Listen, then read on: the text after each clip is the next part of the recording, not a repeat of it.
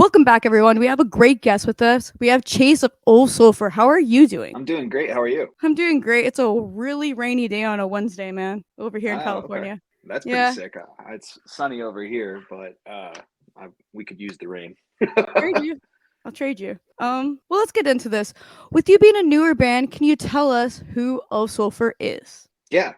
We're a five-piece blackened deathcore band from Las Vegas, Nevada, and our front man is Ricky Hoover from Suffocate. Nice. Yeah, Yeah, that's crazy, dude. That because this is a really newer band, and with everything, like you guys are doing some crazy ass shit, dude. It's already.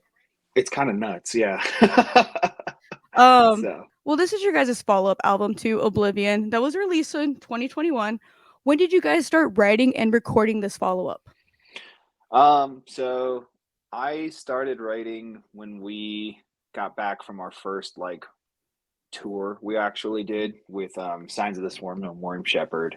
And the first thing I wrote for it was Earthen. So it's been in the works since late 2021. And that's the song that actually means like the most to you. Yeah, it is. It is. Yeah, it means the most to me and Ricky. So Yeah, yeah. that's crazy. Oh, well, the song's beautiful. Just to let you know that. Um, Thank you. what was the writing and recording process for this record?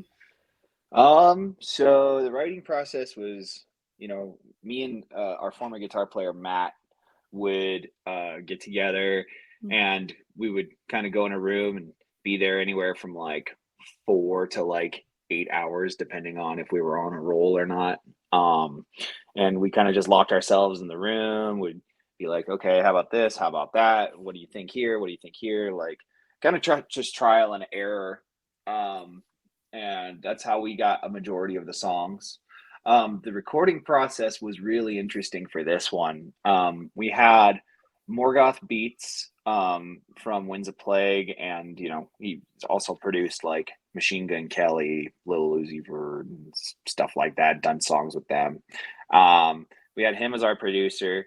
We had Logan Mader as our guitar engineer and producer, and then we had Josh Schrader mix and master the Oh, whole thing. And if you don't know him, he's done Lorna Shore, he's done Varials, all sorts of people. He's an insanely talented human being. They're all insanely talented human oh yeah. beings. So we were very lucky to have an awesome recording team for this one. A little bit interesting having like three different people doing things on the record, but it worked out for the better. I think I've never been more proud to release music. So And with you having those three different people, how did that all come about? Since some of them worked with Lorna, so that's one of your guys' label mates. How did all those come about? so Morgoth was actually a recommendation from our A&R guy, Mike Gitter. And, I knew he had been in Winds of Plague. He's very familiar with the genre. So I was like, okay, cool. This will be good. Logan Mader was another suggestion. Logan, if you don't know him, is from Machine Head. And he also produced Gojira and stuff like that. Um, and Josh Schrader was somebody that we've been wanting to work with anyways. So, you know, we definitely we that was kind of definitely our kind of call. We wanted him involved in some way. So that's how that all kind of came about. Dang. That's pretty cool. Like, it's just very interesting to have three different people and it not feeling like there's too many cooks in the kitchen, on a record. Yeah, But totally. And it didn't. It was awesome. that is pretty cool. So I know you live in Vegas. Ricky lives in Vegas. Did you guys record this record remote or all together in the same room?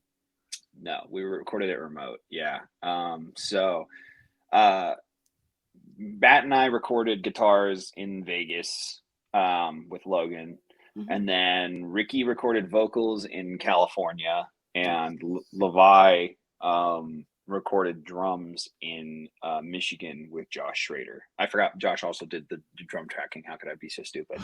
Um, yeah, but so it was all kind of remote because we're all from different places. So it kind of just worked out that way. It was for the better too. So um, yeah, it was a pretty interesting recording process.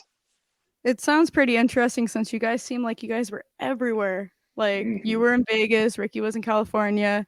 You know, how long did that actually take, like, to break it down and do all of that? Um, so we started in July with the Mhm. guitars, then August, I believe, I believe, were the drums and the vocals, and after that was mixing and mastering. So it took about like it took at least a month, if not longer. So and going back and forth with like, production notes and stuff like that always is like a process as well. So yeah, I would say at least a month, but I could be wrong there. It was a while ago. Nah, that's not that bad actually. I thought you guys were gonna say longer since it was so, like, everywhere, but that's really cool. Um, Yeah. did you guys have it where, so you guys had Oblivion in 2021. Did any songs not make it on that record? Well, EP that made it onto this record instead? So no, for Oblivion, everything we had made it onto the record, which was awesome. For this one, we did record two more songs, and those two songs did not make it on the record. We wanted to have something that flowed really well and didn't seem Mhm. like excruciatingly long, Yeah. especially for a debut record. It's like it needs to be a certain amount of time. You got to keep people's attention. That's really hard these days. So, Oh, yeah. um, for that, we have two songs just sitting around somewhere. Yeah. Um, we might use them later. Who knows? I Yeah. don't know. But yeah, yeah. So Oblivion, it was everything that we had, so it all made it on. Interesting. And so what made you guys name this album The Burden of Faith? So that pretty much that pretty much came to us because everybody had been facing like a really tough time that year. And we Mhm. had gone through a lot as a band as well. Like we've gone through a lot of member changes, and we've gone through, quite a bit of adversity, just being in the band and like in our own personal lives as well. So the burden of faith is pretty self-explanatory, and it's more so like the burden of, you know, trying to do the right thing and figuring out that maybe the right thing viewed in a Christian sense is not the right way to go about things, and it could be a burden. There's a lot of ways you can kind of like you can look at it, but that to us it was just because of like, there was a lot going on, and we decided that that would probably be the best name for the album. That makes sense. And so with you guys saying you guys went through a lot, so would you guys write the music and then would Ricky go and write the lyrics? Is that how you guys went about with that? Yeah, so pretty much, you know, Matt and I would write the songs and everything like that. Once a song was done, we would send it to Ricky. And Ricky would kind of do the lyrics based on how he felt about the song. Mhm. So, you know, it was like one of those things. We never had lyrics in front of us or anything. Some bands like will get lyrics and then they'll write the song around the lyrics and stuff like that. But for us, it's always been music first, lyrics second. That makes a lot of sense actually. Um, and your record's been out for basically a week. How has the Hmm. response been?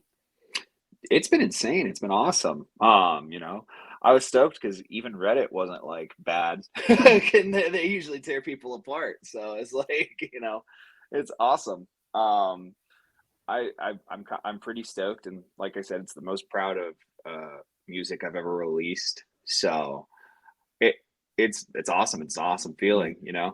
And I would rather, and like the people who don't like it, it's like I would rather have it be people love it or people hate it, and I don't Mhm. want to be that gray area band because then Yeah. it's it's like whatever about those bands. But if people hate you or love you, it's like, you know somebody's talking about you. I That's know all that matters. exactly, like the deathcore purists that don't like cleans in deathcore, like will always say, "Oh, clean don't belong in deathcore. I hate this and this, da da da da da." It's like, okay, cool. You're still talking about the band, so I mean, that's all I can ask for.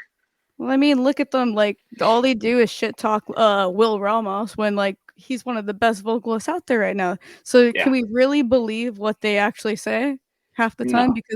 Because in all honesty, their reviews, some of them are good, but some of them just like now Will Ramos is overrated, but you guys love To the Hellfire. Okay, Yeah. it's Yeah. like No. People are never happy. they That's are. the That's thing. the point. Like, but for a debut record, the reviews seem pretty great. That what I've read. Yeah. So that's the best part about it, and it's a debut record, you know. So that's fucking great. It's kind of insane. Yeah. I mean, like I like it, and like, the rest of the guys like it, but it's all, it depends on if everybody else likes it, people vibe with it. But really, we just wrote a record that we liked, and like that we, wanted to put out. So Yeah. that's the most important part. You got to write music for yourself before you can write it Oh for yeah. anybody else.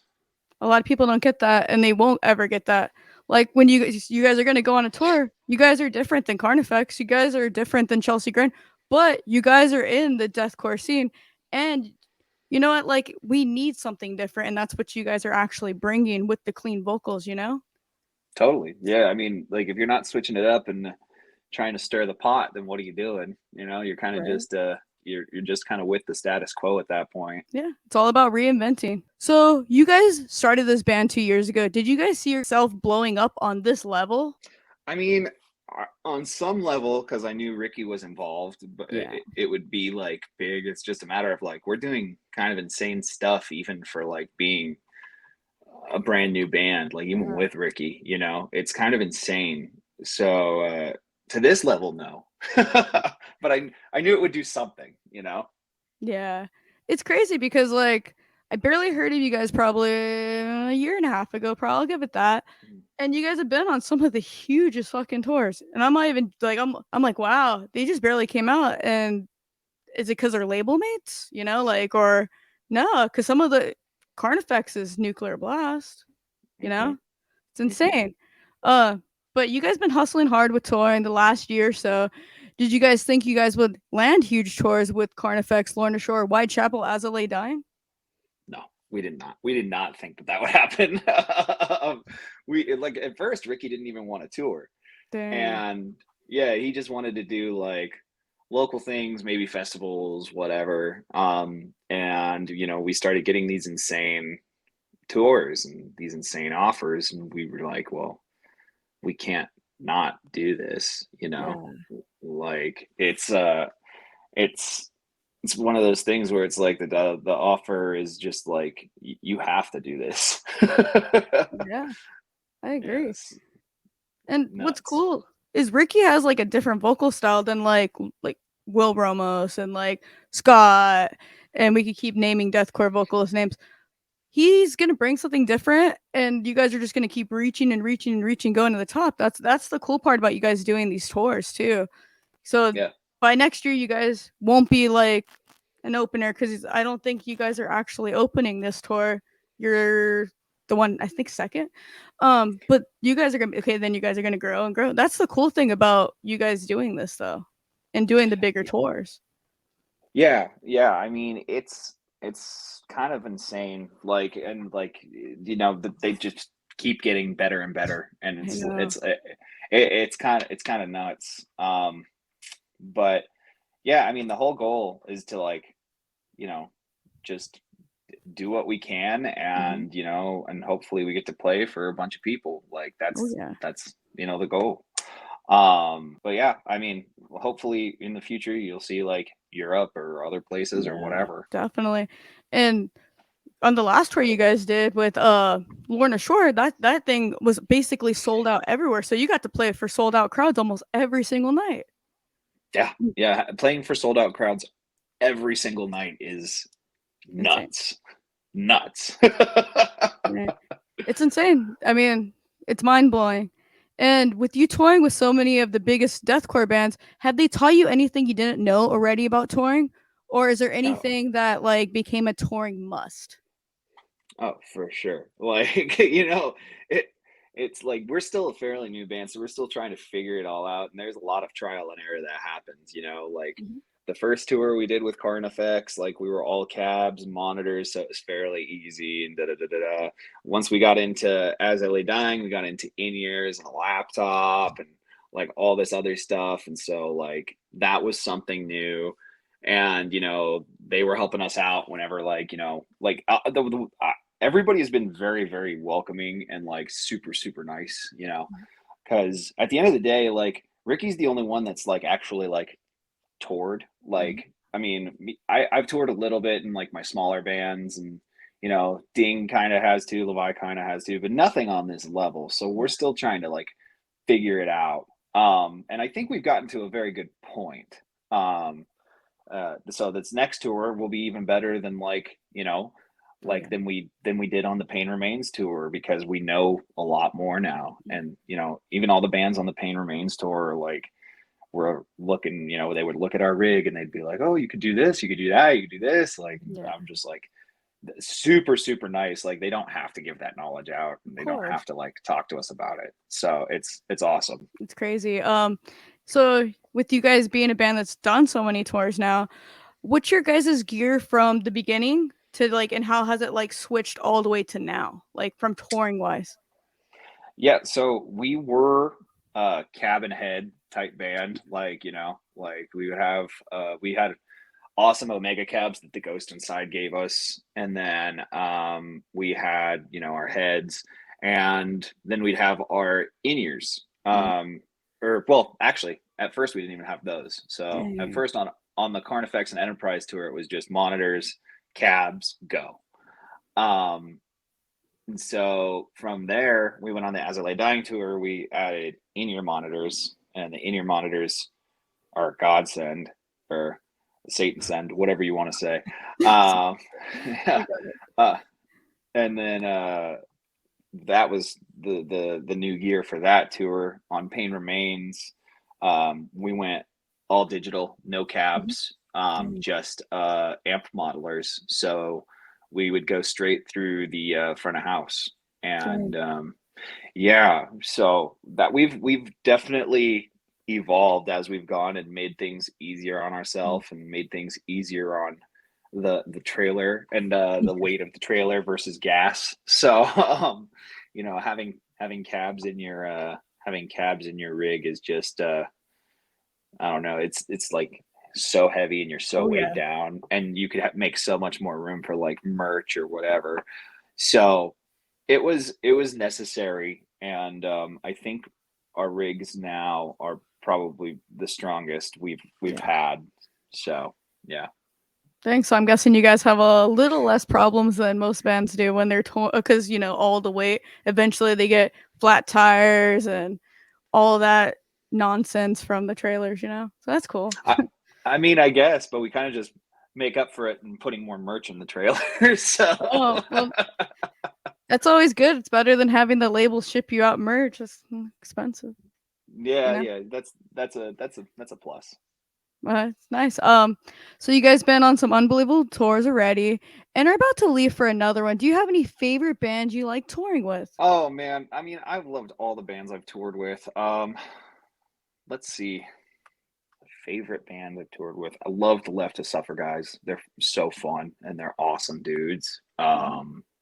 Carnifex is the same thing. They were just really easy to tour with, and they were just really chill dudes. Yeah, I mean, the Shadow of Intent guys were fucking awesome as well. I mean, I love all of them, but like those were like the highlights. And like they're all like younger guys as well. So like they see us and like Yeah. our struggles that we're having, and they try and help us out too. So it's like, it's like it's awesome. It's like a lot of camaraderie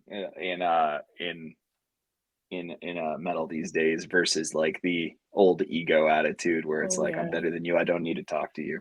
So I agree, man. And you see, like a lot of the older bands are like, I'm not gonna help them out. And you see, like these newer bands are like, well, let's try to do this as a fucking team and get it going. And that's how it rolls. That's how I see it. But whatever. yeah, I mean, Carnifex, Whitechapel, and As I Lay Dying also treated us very well. So I will say Oh that. yeah. Like, and yeah, Lorna Shore, all of them treated us very well. Nobody has been terrible to tour with. Oh yeah. That's fantastic though. So do Yeah. you have any tour rituals on the road? Man, I mean, I got to think about that one now. That's a good question. I mean, we always got to stop at Bucky's. That's a tour ritual for I sure. think everyone has to stop there on a tour, right? It's like the place. Yeah, Bucky's is the must. Sheets is a must. Mhm. Any gas station food place, like really. We don't do Wawa. We only do Sheets and Bucky's really. And then I don't know. I mean, other than like warming up before my set or whatever, like, not really. Like that those are like the tour rituals that we Yeah. do. Yeah. And then, so you've toured with Carnifex before, and you're gonna go on another tour. Do you have any like rituals you guys do with them, like hanging out, going to Buffalo Wild Wings? I don't know. um, when we toured with Carnifex last, we've only toured with them once. Mhm. So, but when we did tour with them, dude, we had fold out chairs, us and them. So we would like pop our fold out chairs out, and like instead of chilling in like a green room, we would just chill out by like the vans or like, outside the venue or whatever, hang out, which was also really cool. It was kind of nice, Yeah. not just being all right, this is your green room, this is our green room, that's it, don't bother us. They were very chill, like, and they were like, we would always just kick it with them. Definitely. And then, so do you have any like crazy requests from your guys' tour riders? No, not us, no.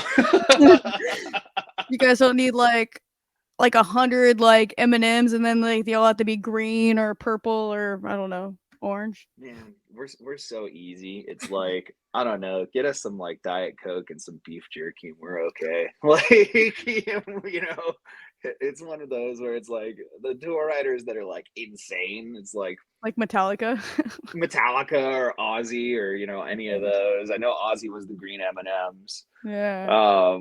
But yeah, we're so easy. It's like it's one of those things where we would be happy if you gave us a fucking veggie platter with some hummus. So is that like the survival guide for you guys touring, to have veggie trays and beef jerky and Diet Coke? I mean, yeah. So I mean, survival mode is McDonald's. Like if we're struggling, then we're getting McDonald's. But yeah, I mean, um, I forgot there is a tour ritual. We do go to Chili's like at least once on tour. Chili's?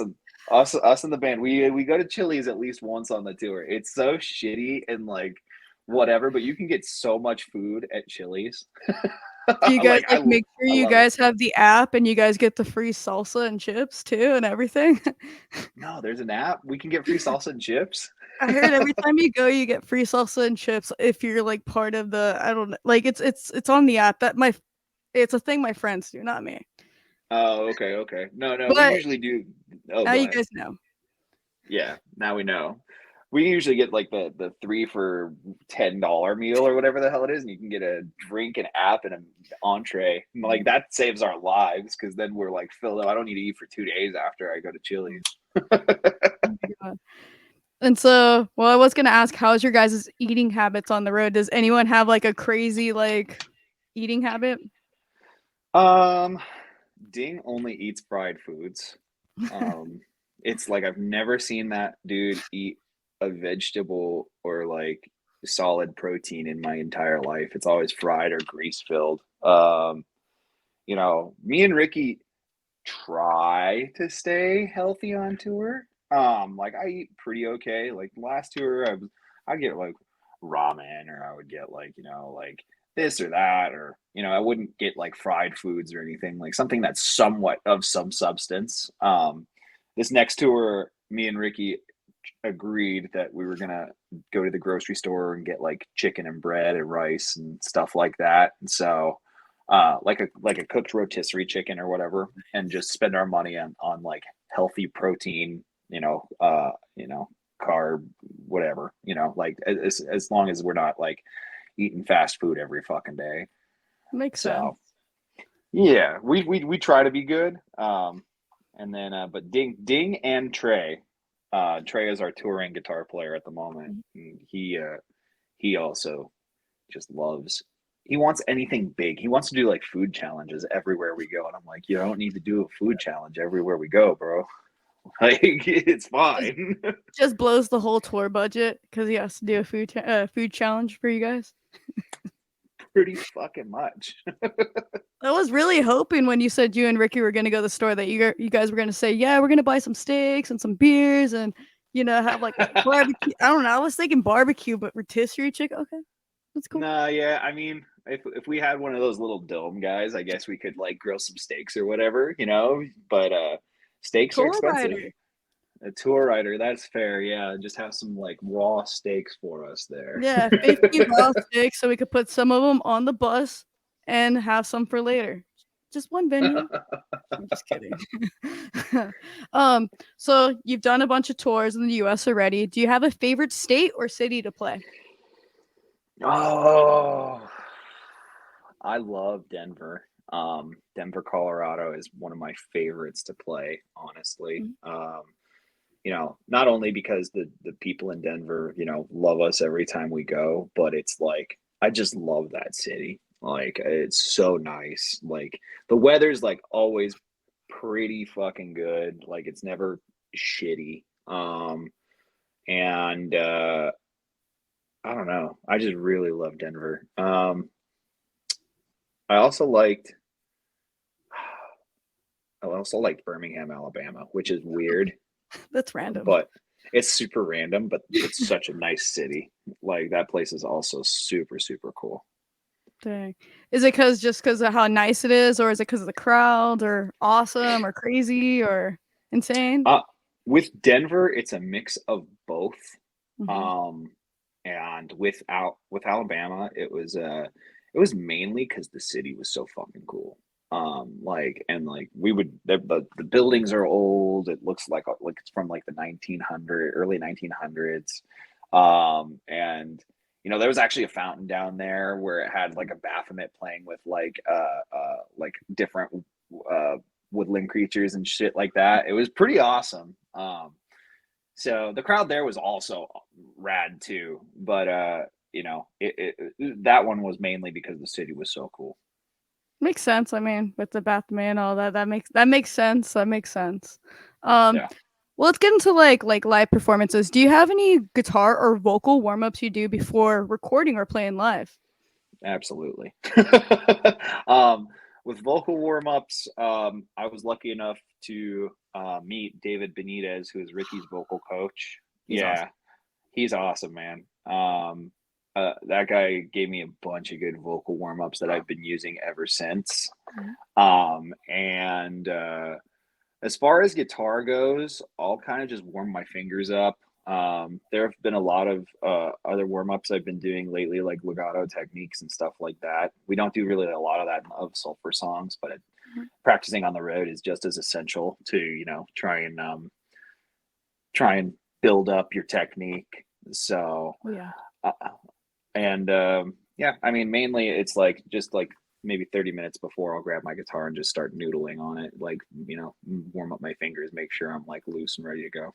Makes sense. That makes a lot of sense. And so you sing and play guitar. How different is your gear setup from recording than touring?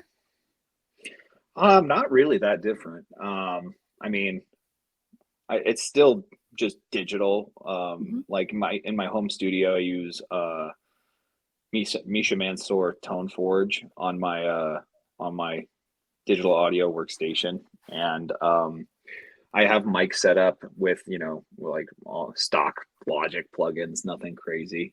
And then when I go out on the road, it's pretty easy. It's like I'm still on digital. It's just a Helix Stomp versus the Tone Forge.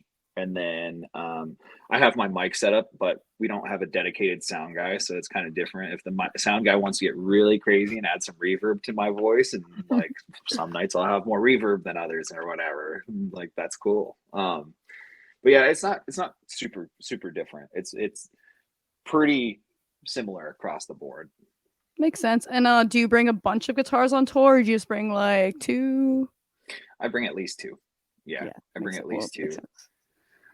Right now, I'm using my Balaguer growler that I just got, Mhm. since I'm with Balaguer now, and Nice. then my backup is a MH LTD with an Evertune bridge. So yeah, it's pretty awesome. I'll bring those two on this run. You know, maybe I'll get another Balaguer back up soon. I love those guitars. They play like butter. And how did you get into playing with them? So really, we were looking into endorsements and stuff like that, and Brad goes, "Well, I know Devin from the Acacia Strain, and he's the Balaguer rep." And he was like, "Do you want me to get in contact with him and see if he's interested?" And I was like, "Yeah, that'd be cool." So we got in contact with him, and I've wanted to play a Balaguer for a while now, and he was interested in working with us, and so thankfully him and our rep Madison were all super about it, and like got me pretty much everything I needed, and everything I wanted, because it's a semi-custom. So the Balaguer team is awesome, and I want to keep playing their guitars because they're the best guitars I've played. That makes sense. That makes a lot of sense.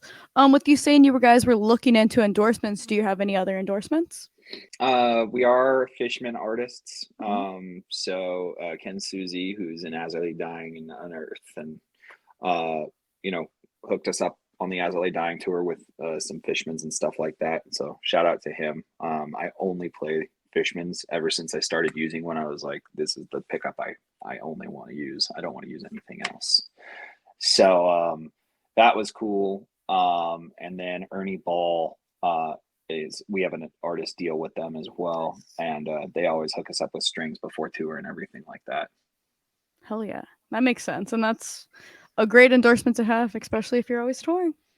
Oh, trust me, it saves us a lot of money, which is I bet. awesome. Um, how many times do you switch your strings? Like every day, every few days?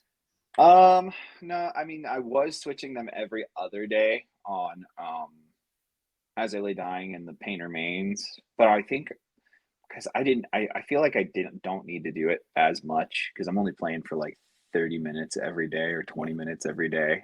So I'll probably see if I can stretch it to every few days, or maybe Trey says he would do it once a week, but I'm like, Yeah.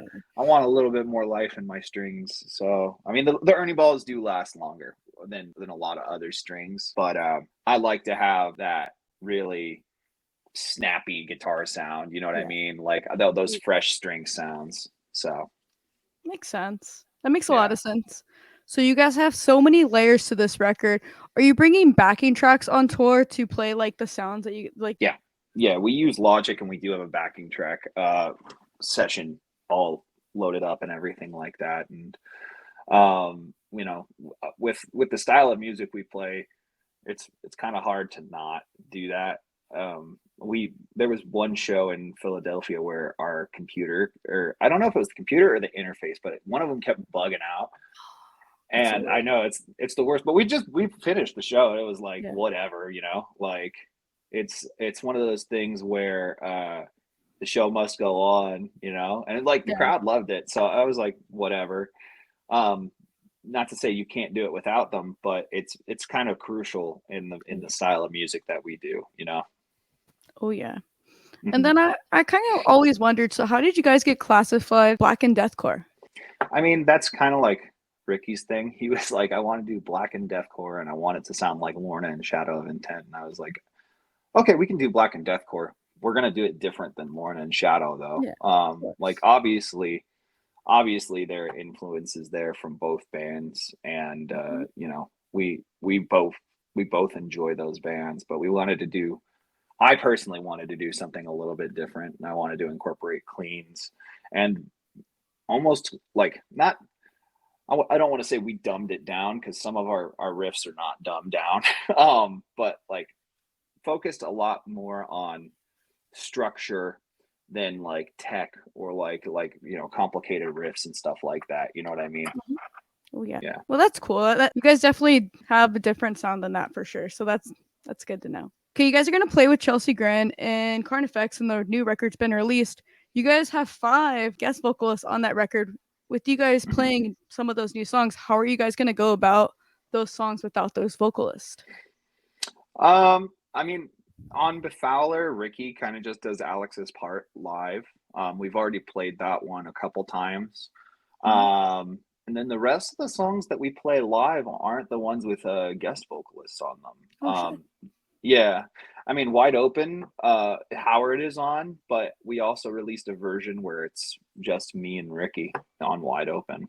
So, it's kind of it'll be fairly easy. I mean, even when even when there's a guest vocalist on a song, I think that vocalist just has to do their best to emulate that vocalist in order to keep the song integrity. You know what I mean? Which I Yeah. think Ricky is very capable of. Yeah, it makes sense because I was thinking like you guys were gonna do like a whole like Motionless in White where like when they do Slaughterhouse, they've had David on come sing, they've had the dude from Fit for a King, all I don't know, like have some vocalists come out and just do that. I don't know. Just something I was thinking of, but it's cool. So you guys are currently getting ready to leave for another tour. How do you guys get ready for a tour like that? Well, the guys fly out from wherever they're from. Mhm. And Ding is close enough to where he can drive out. Um, and we practice for a few days. Make sure that our rig is like in tip top shape. Make sure nothing is like loose, and to make sure nothing is you know nothing can go wrong essentially. Yeah. But rules of the road is like something will go wrong, but we try our best to make sure that doesn't happen. um so yeah, with that we kind of just do that and make sure everything's in tip top and we head out. Nice. And do you guys go over the set list or do you how do you guys go about that or do you guys rehearse separately? So we do both. We rehearse separately, but then when they get into town, we'll like take 3 or 4 days and usually like make sure everybody's on top of it. I know it sounds a little dangerous, but with the people that we have, it's like we trust each other and we make sure like, that everybody knows what they're supposed to be doing. So we got a really good group of musicians. That's what it takes, especially if you're gonna tour. So Yeah, it's okay to be risky if you have the right musicians. So that's totally. basically. And with you guys releasing a new record, what's the process picking the set list for this upcoming tour?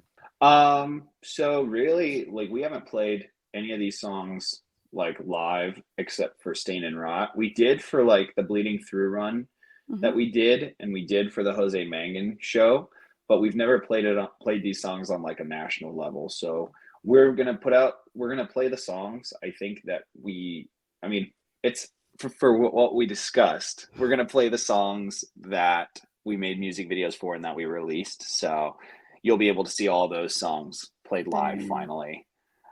Especially just coming out from releasing these and like coming out with the album. I'm sure people want to hear the singles live just as much as they want to hear the rest of the record. Oh yeah. And so with you guys not playing any of these songs yet, is there any that you're looking forward to the most? Yeah, I mean, my favorite personally is Earthen. Oh yeah. So I'm stoked because Earthen is so fun to play and it's very Mhm. versatile.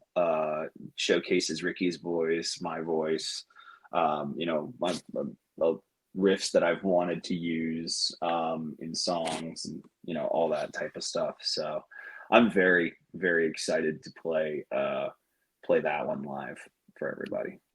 Oh yeah, it's gonna be sick. Cause we're talking about going because the NAM show's the same weekend as one of your guys' tour. Well, in Anaheim, so Hmm. we're talking about going to that. So that's gonna be cool to see. Oh hell yeah. So with you guys being a newer band, would you say there's any staple like songs that have to be in your set list yet, or no? Since you guys are doing the 5 singles off the new tour, world record.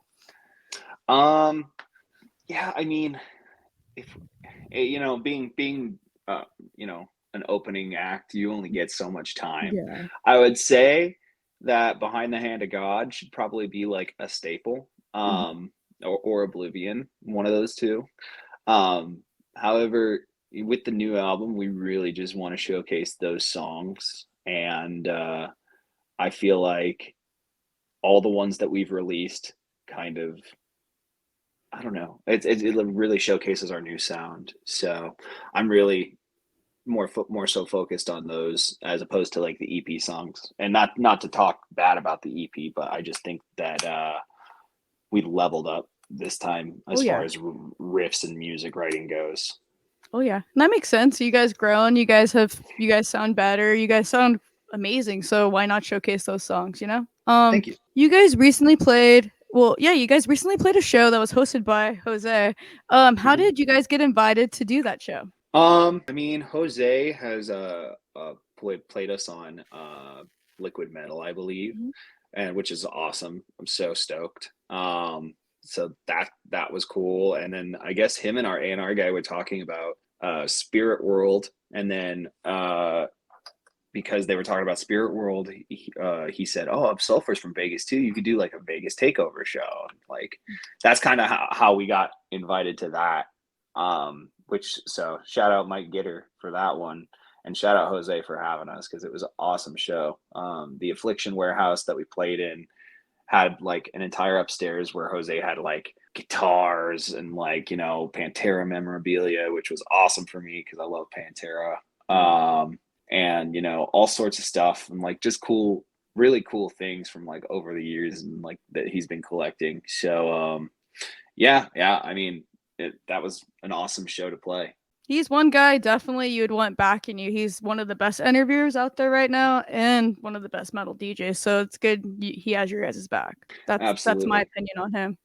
Yeah, Um, he's such a great guy. and then okay, so when it comes to singing with Ricky writing the music, how do you guys coordinate the parts you sing on? Well, that was kind of like mostly done in the studio. Because originally Ricky was only going to sing on a couple songs and that was going to be it. Mhm. And when he started singing, the producer Morgoth was like, "Oh, you need to do this more, like because that's going to make your record stand out."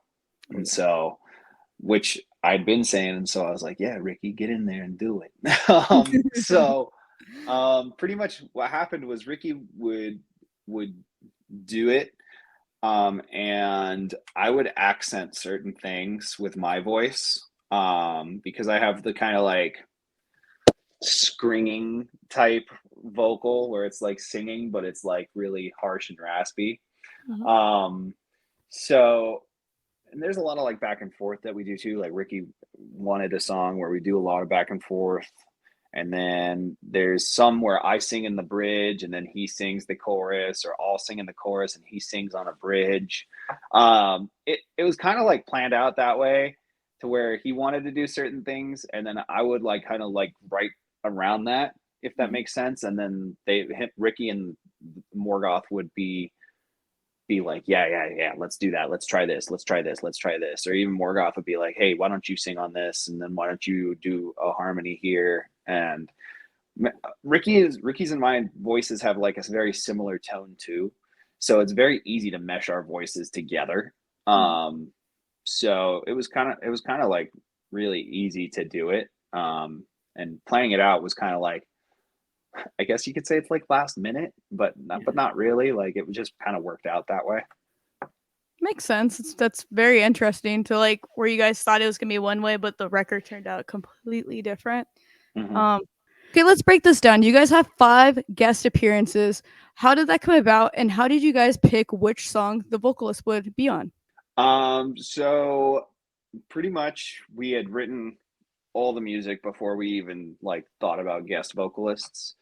Um, and we kind of like we knew we wanted them, and we were talking to a few people. Like Ricky was talking to Alex, and Alex was like, talking to Ricky about being on a song, which we were super stoked to have. Um, and Lindsay is a friend of the band. Kyle's a friend of the band. Taylor's a friend of the band. Mhm. So um, it was kind of like once we finally got confirmation that they would be on, we just kind of chose the parts that they were going to do. Um, with Kyle, we wanted him to be on the very last track because Matt and I had wrote that when our friend Jerry had passed away, and Kyle was also good friends with Jerry, and it also had the heaviest like breakdown at the end of it. So we thought that would be, cool. Lindsay, we wanted to have her voice on the final track as well because we were supposed to it was supposed to be this thing where it's like a mix of like disgusting and then pretty, and like we Yeah, thought her voice would really accentuate that as well. Um, and for Taylor, we had to give him a gnarly breakdown as well. of So the course. one the one in Unraveling was probably like more like his style, like very Left to Suffer esque, and he killed it. And Alex killed his part in Befouler as well. So it was kind of planned out, and of course you can't forget Howard Jones. That's my Of favorite course. vocalist of all time. Legend. Yeah, and getting to sing on a track with Howard is a dream come true for me. So 15-year-old me would shit his pants. Dang, So yeah. that's crazy. I like great set of like vocalists, man. Especially for Mhm. me, like I'm a big Slaughter to Prevail fan out and Kill Switch, Yeah, so those were like yeah, same. I will laugh though because a lot of people kind of I like talk shit and they're like, "Well, they must have paid a lot of money to get Alex to sing on that record." I'm like, "I don't really think that was the goal there. If that's what you, like, I think you get brought a good layer and Yeah, made a great single. So yeah. Maybe we did, maybe we didn't. You'll never know. really, it's none of anyone's business. I just thought it was crazy that really that's what you guys have to say about that. Like, okay, Yeah, yeah. stupid. Um, well, we're gonna talk about the record. What was the process picking the track order? That one was a little bit harder than anything else. We knew we wanted Stained and Rot to come in like really punishingly, Mhm. and we knew we wanted to end with The Burden of Faith. So those were two that were very easy to pick. In between, you know, we wanted to see what flowed the best. So to us, the way we did it is we kind of like we kind of front loaded the record with the singles, and then the half end of the record is songs that were not. With maybe the exception of Wide Open, but that hadn't been released until the record came out.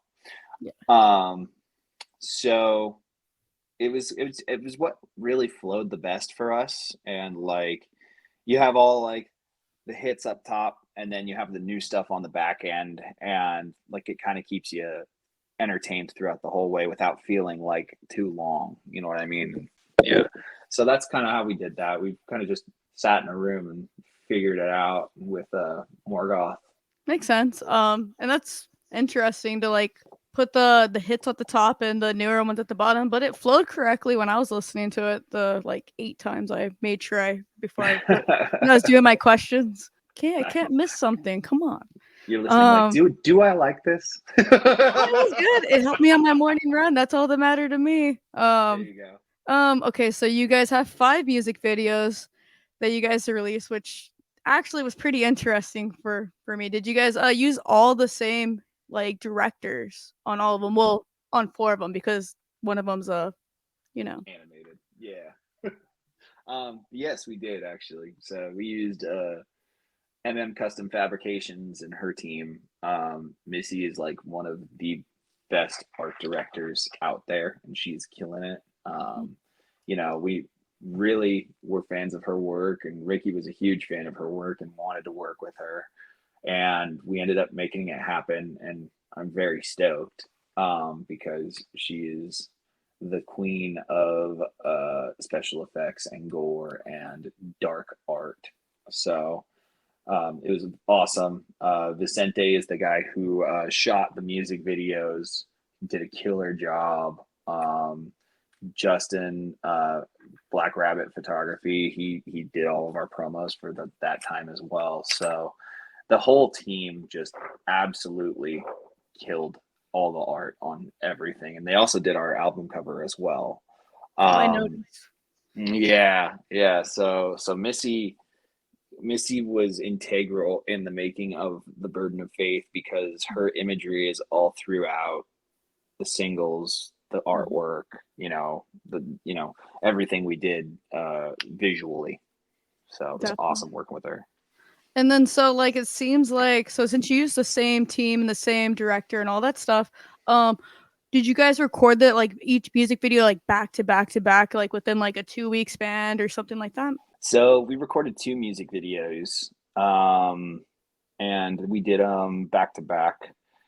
We did Stained and Rot and Death of Circumstance in within 2 or 3 days, and then for Earthen, uh, we didn't know if we were going to film a music video for that one or not. And when we figured it out, we filmed it in December, like right after Christmas. So, and we say we, but it was mainly Ricky, Vicente, and Missy, because we weren't in that one. It was a Ricky song, so we felt it only appropriate for him to be in that one.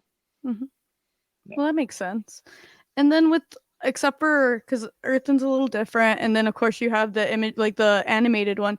For the other three, it seems like they're all like together. Like, is it like a concept with those three videos? Um, I mean, not real. I mean, there's a concept within each one, but they're not like connected. Okay. Because Stain and Rot, we wanted to be really spooky. Like, she got this really old church location, and you know, we had ghouls and everything in that one.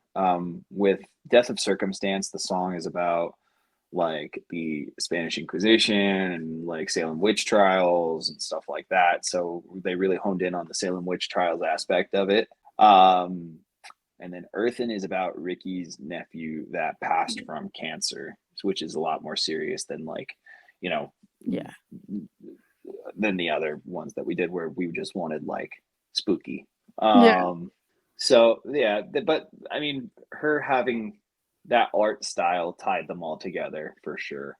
And you know, which is good because Yeah. I feel like working with one person that you like versus a few different people and not having any of the singles connect or anything like that is kind of like lame Oh, personally. I agree. I agree. Yeah. It makes it really weird. So who designed the art for like the music video for Befouler? Befouler, sorry. That was, oh man, I'm gonna butcher her name. I know it's Anastasia, and she's an artist from Russia, and you know, she did a phenomenal job, especially with the time frame we gave her. So um, she killed it. She's really good at that art style. I know she's done it for a few other bands and stuff like that, but I'm super stoked with how our video for Befouler turned out. It was insane. Oh, it is. It's very interesting because of course when I do my research, I have to watch every music video and all that stuff. And that one's just interesting and how it all came together. So that was really cool. Yeah, it's cool because we tied together the Oblivion artwork with the new Mhm. artwork as well. So it's like it all kind of ties together. So from Oblivion to the Burden of Faith. So again, like having something like that that ties everything together is Mhm. awesome. Oh yeah. And then so you guys have 5 singles. Did you guys get to pick which songs you guys wanted as the singles, or did Century Media pick? No, no, we picked. I mean, it was a team effort for sure because no, it was a team effort because obviously Century has some say in what we put in as singles, but for the most part, we picked the ones we wanted. Like it was a very easy process, and I feel like you know they were very open to kind of letting us do whatever we wanted to do. But yeah, it was an awesome process. Definitely. And here's my last question. So, where can everyone keep up with you guys and buy your newest record? You can buy our newest record on our indie merch store. Mhm. You could also buy it, I'm sure, on the Century Media website. You can find us on Spotify, Apple Music, Tidal, all the major DSPs, and our social media handles are at OVSULFUR of Sulfur. Hell yeah. All right. Well, Yeah. I'd like to thank you for being on the show. Of course, thank you for having me. I'm stoked to do it. Awesome. Thank you. Well, we're going to end the show. See you guys next interview.